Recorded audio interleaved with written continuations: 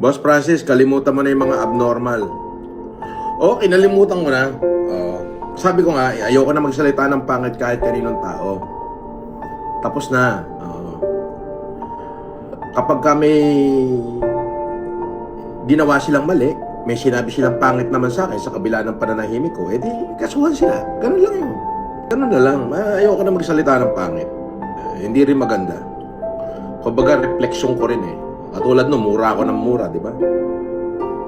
Napapamura ako. Maaasar ka nga naman talaga, pinoprovoke ka nila eh.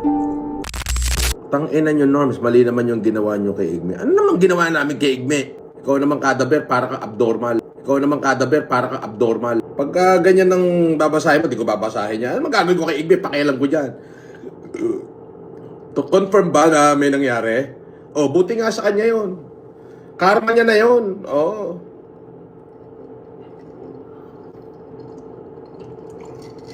Kung may nangyari sa kanya, karma niya na yun. Di ba?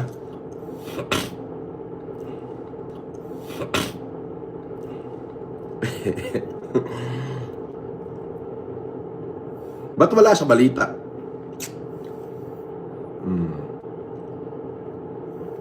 Kung may nangyari sa kanya, karma niya yun.